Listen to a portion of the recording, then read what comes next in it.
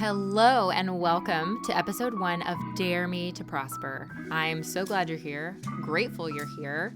This is such a passion project podcast. Say that 3 times fast. This podcast is really going to dive into healing, being in a state of growth, and overall just building better lives. That sounds political, but truly just feeling better, healing trauma, better relationships, better, energy, practical things that you can apply to your life, self-help. I mean, it really, and even more than that, we'll talk about, the world as a whole. We'll talk about all sorts of things. The list, I don't want to keep us in a box, but this podcast is really going to be a place of growth, and I'm excited. For me, I'm excited for you, and I hope that you enjoy it. So if you have any suggestions, I'm going to have my email down below as well. If you have a particular topic that's near and dear to your heart, I'm going to eventually bring on some guests. It'll be solo for a bit. But today, the topic that I wanted to really start with, because it is near and dear to my heart and something that I'm personally going through, is about healing while you're going through trauma. Like healing when you're in the midst of it. I know a lot of times we think about healing as something that happens after the fact. It can take years. Maybe you're healing from something that happened in your childhood, or you're healing from something that happened last year or yesterday. But the reality is that sometimes we're stuck in traumatic situations for a long time, for various reasons, and it's something that's ongoing. Or maybe it's just like a health struggle or something that is in your life that you have not escaped from yet, but you still want to begin healing from.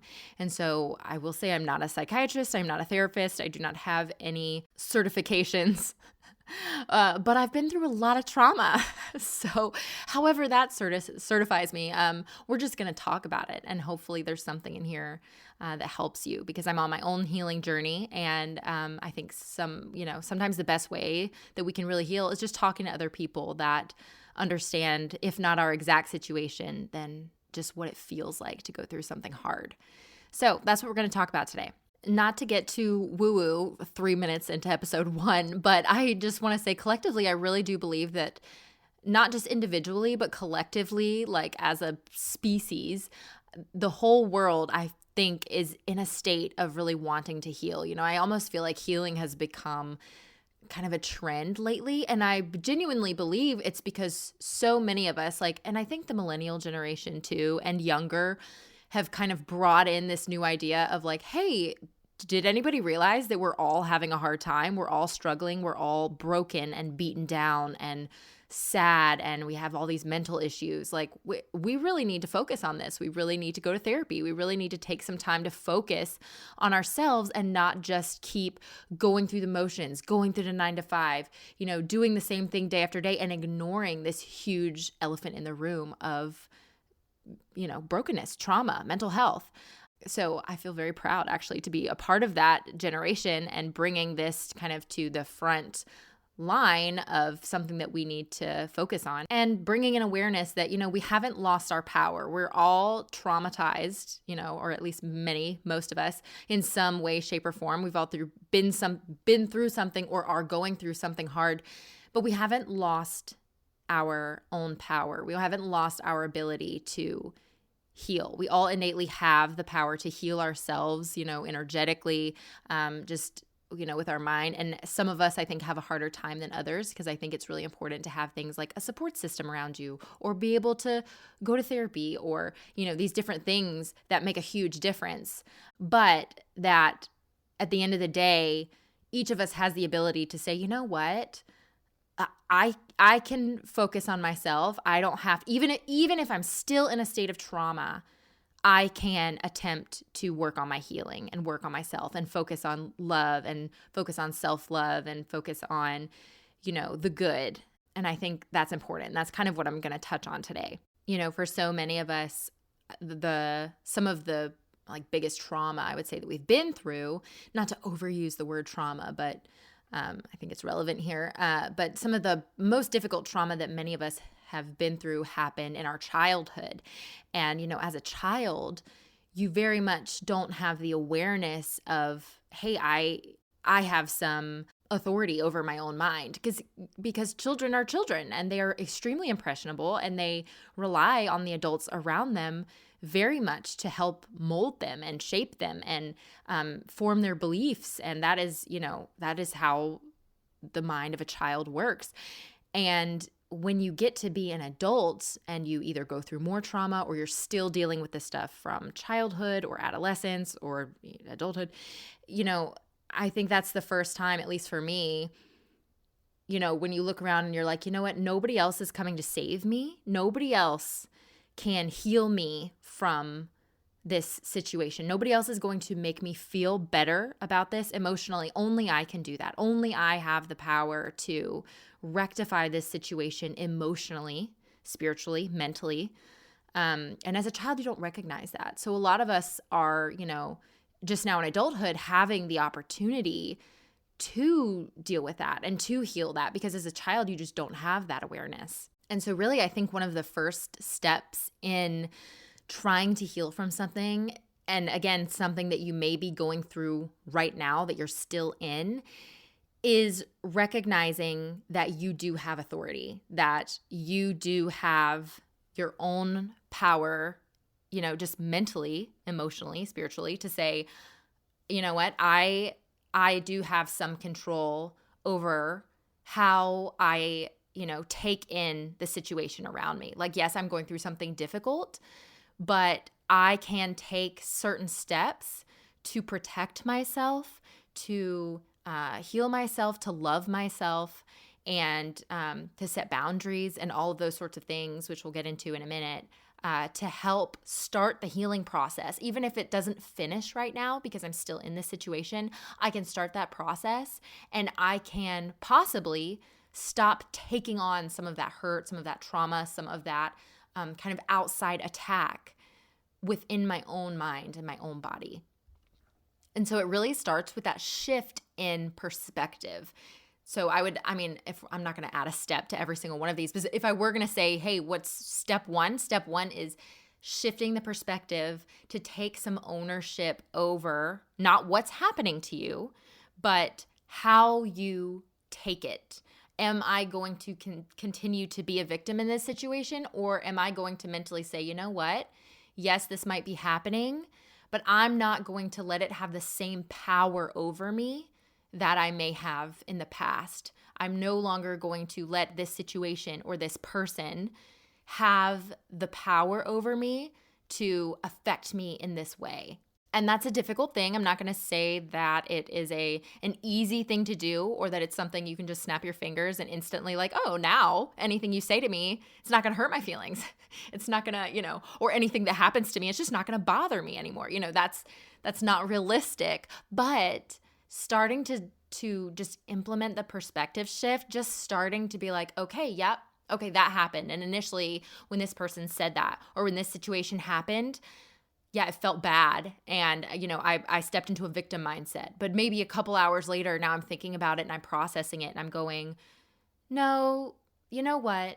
No, I'm not gonna be the victim here. I'm not gonna let you have that power over me. And that, honestly, just working on that perspective shift, it truly makes it feels lighter. It lessens the weight of what you are going through. Even just to think that, even without the actual taking steps, just to think, you know what? No, you don't have that power over me. This situation doesn't have the power over me. Just saying that in your mind already, starts to push the needle and make the trauma feel like underneath you instead of overbearing weight on you. Does that make sense? And that's it's such an empowering feeling just to start that process. And I don't know if anybody has read The Power of Now, but in that book, am I remembering this correctly? I think it's that book. He talks about stepping back and observing in your mind, kind of stepping back and observing a situation. So say you go through a situation, or you're going through a situation with a really toxic person or a toxic situation or just a traumatic situation. Maybe it doesn't even involve a person, but in your mind, whether it's during the moment or after the fact, stepping back, imagine yourself like a fly on the wall, observing yourself and the emotions that you're feeling and kind of reading it like, there I am. I'm a human, and this is what I'm experiencing. I see myself experiencing this thing. I see myself having this emotional reaction. And you're kind of detaching yourself from being in it to being an observer of it, where you can kind of just observe yourself like a fly on the wall, like a neutral party who is not emotionally tied to this, watching yourself have this emotional reaction, going like, you know what? Yeah, I'm there. I am. I'm a human having an emotional reaction to a situation that's perfectly normal. It's perfectly normal, but I don't have to embody that right now. I don't have to emotionally attach myself to that because it's traumatic. It's a traumatic feeling. It is, or it's just unhealthy if you wouldn't consider it trauma. It's just an unhealthy, negative emotion. It's energetically weighing on me, bringing me down. I'm going to detach from that and I'm just going to observe for a moment. And I don't even remember kind of the further applications of that concept in the book, but honestly, I think just that exercise in general can be really helpful to kind of get out of the really heavy emotions of the moment and just kind of give yourself some clarity just for a second because it takes you out of it. And then, moving on to kind of other tools that you can use, something that I notice about, people that are in a state of growth, people that choose to work on themselves versus people that don't, is applying this concept of like self-help, but I kind of like to call it self-parenting, because sometimes it is something that you may not want to do or want to deal with. But the idea of self-parenting I find helpful because it's like you're parenting a child in terms of, hey, I'm the parent and I love you so much. And so I'm going to do what's best for you, even when you don't like it. I know that it's helpful for you to learn XYZ and it's not helpful for you to learn XYZ. And therefore, this is what we're going to do. And we're doing that because it's in your best interest and it's helpful for you because I love you. And one day you'll figure that out, even if you can't see it right now. And so it's kind of like doing that for yourself rather than just this idea of self-help, which is fine. But sometimes it's important to remember that sometimes you're really self-parenting, being like, you know what? I don't want to go to bed early, but maybe I really need extra sleep. And that's really important for both my physical and my mental health. Or, just like I don't want to work out or I don't want to eat healthy or I don't want to go to therapy. I don't want to, I don't want to go hang out with this friend, but then afterwards, that you actually really needed that. You felt really isolated, or maybe it's, vice versa. There's a lot of situations where I think in the back of our minds, we don't want to do something and we consider it self-care because we're just going to, it's self-care. I'm just going to rot in bed today. And sometimes it is. Sometimes you need that. I'm not like, I'm not saying don't ever have a couch rot day. I'm just saying you kind of have to know at the end of the day, is this really what I need or is this just what I want? And being your own parent. And I think you can definitely tell a difference with people that parent themselves and people that just don't because they consider, or their version of self-care is more just kind of giving themselves whatever they want and not necessarily what they need. So I think that's a really important concept here. So, some of those tools that obviously can aid in healing are therapy. Talk therapy doesn't necessarily work for everybody. It's really big for me. Here I am on a podcast. I'm a verbal processor. I like think through things as I'm saying them. So it really helps me to talk to people. And that, that's an ongoing process. So, if you're like me and maybe you're not in therapy, but maybe you also are just now realizing, oh, you know what? Maybe I'm a verbal processor too. Like maybe when I'm talking to people, that really helps me work through things. Then talk therapy is going to be awesome for you. EMDR, I don't even remember what the actual phrase of that acronym is. Eye movement, something, and it's like a newer form of therapy that's popped up that works with literally your eye movements and how that can help reprogram your brain with things like PTSD and trauma. And you can kind of pull videos up on YouTube even and do that. And I think the idea is that you think back, again, I'm not a therapist, I'm not a professional here, but you kind of think back to the traumatic moment while your eyes are kind of tracking with an object. And I'm sure it's much more, maybe not, but I think it's maybe much more involved in that. So you might want to see a professional, but I've even pulled up videos on YouTube.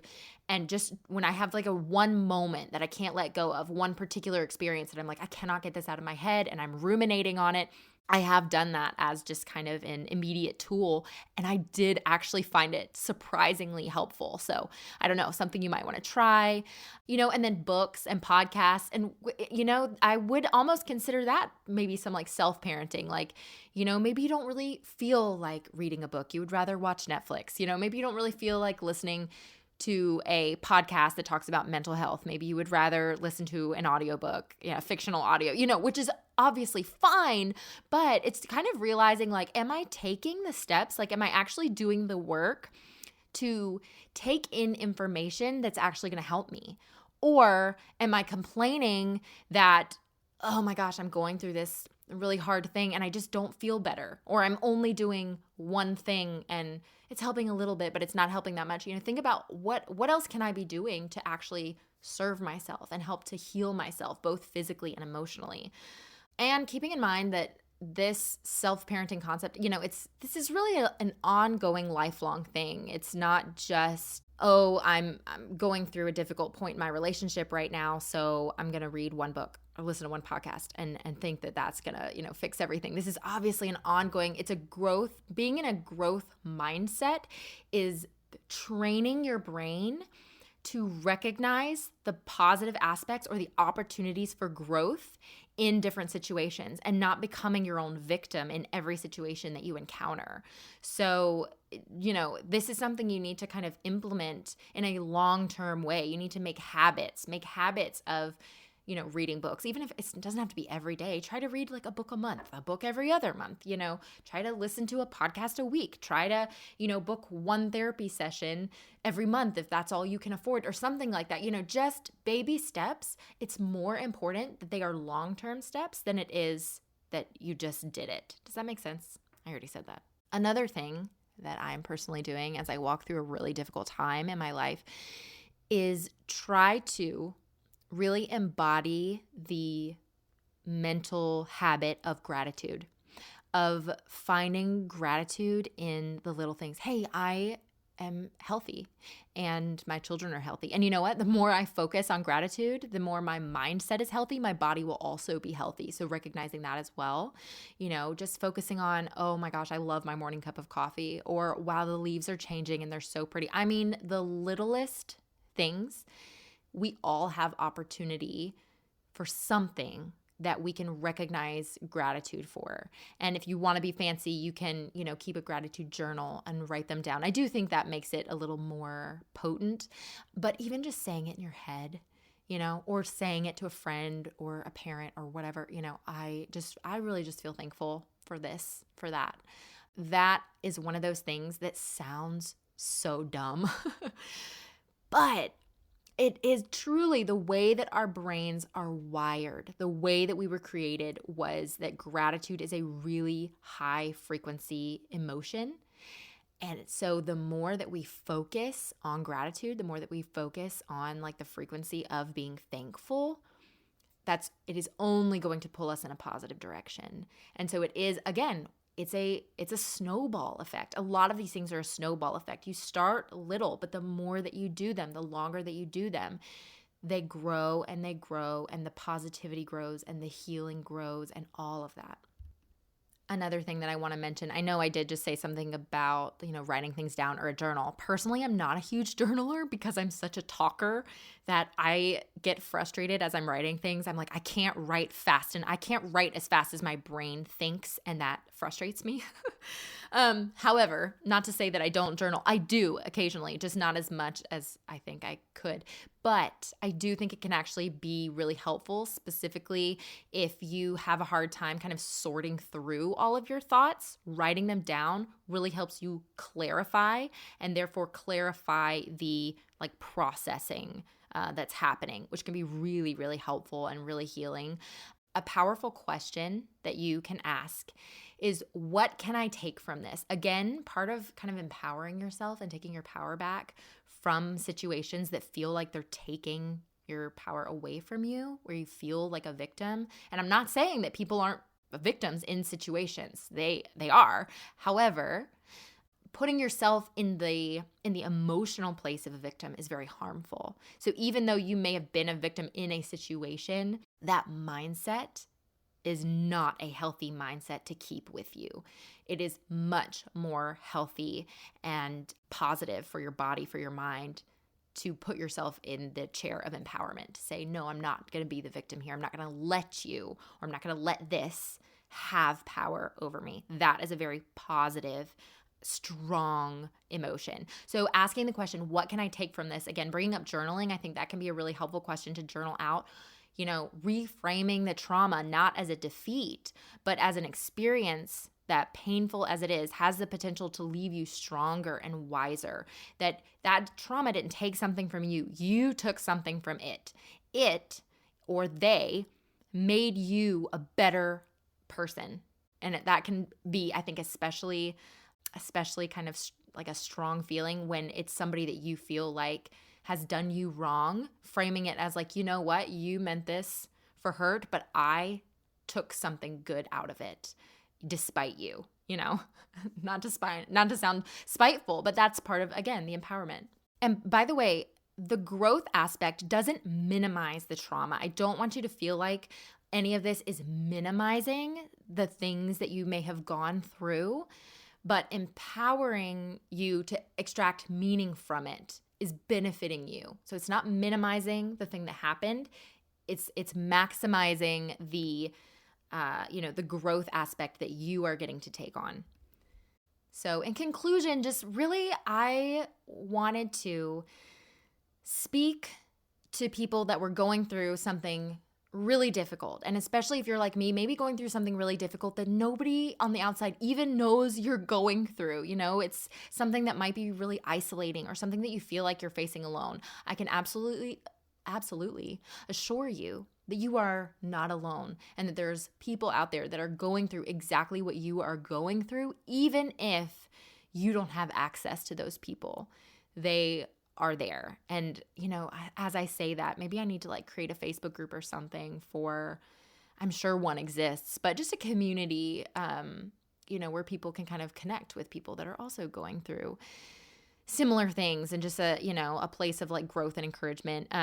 But regardless, I just don't want people to feel alone, because I myself can feel really isolated in these kind of feelings. Thankfully, I do have, some great people I can talk to. But anyway, kind of heavy for our first podcast episode. Not every episode will be this heavy, I assure you. But I hope that you definitely got something practical that you can take away today. I want to encourage you to just take baby steps, little wins, celebrate little wins, take baby steps.